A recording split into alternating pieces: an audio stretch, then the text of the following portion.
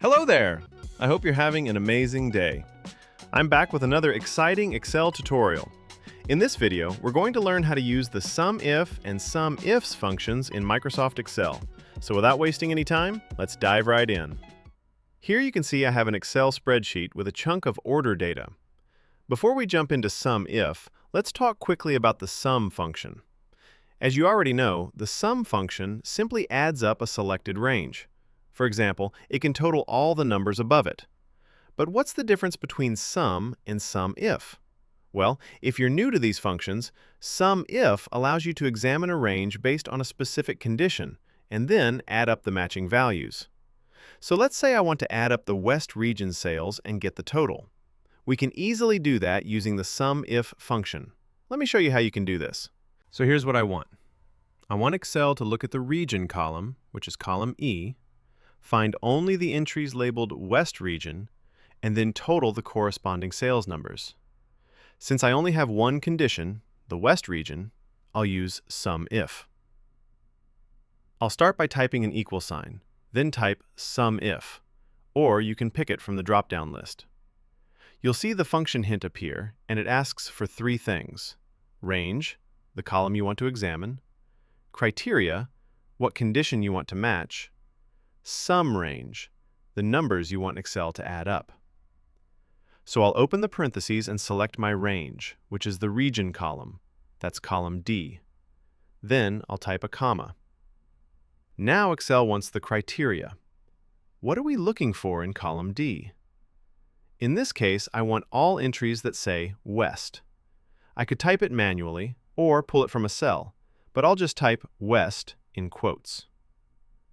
Then I'll type another comma. Now Excel wants the sum range, the actual numbers I want to add up.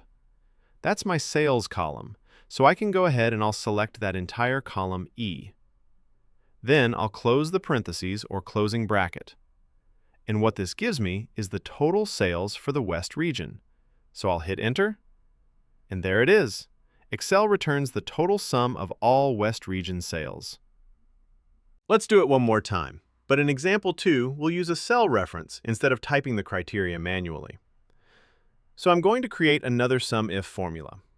I'll start the same way, type the SUMIF function, and select the same region column as my range. Then I'll type a comma.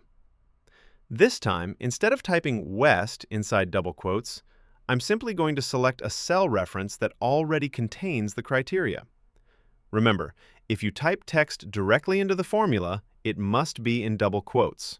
But if you use a cell reference, you don't need quotes at all. So I'll click the cell that has the region name I want to filter for, then type another comma. Next, I'll select the sales column again as my sum range, and finally close the parentheses. When I hit Enter, I get the exact same result, because now the criteria is coming from the cell reference instead of being typed manually. Go ahead and try this out using the SUMIF function. It works the same way, and it's super helpful when your criteria may change later. So for example, if you want to look up the sales for another region, you can simply change the value in that reference cell. Let's say you switch it to North. And as soon as you update that cell, you'll notice the SUMIF result changes automatically. Now Excel is calculating the total sales for the North region instead of the West region. This is the power of using cell references in your criteria. It makes your formulas flexible, dynamic, and super easy to update. Now let's move over to the SUMIFS function and why we actually use it.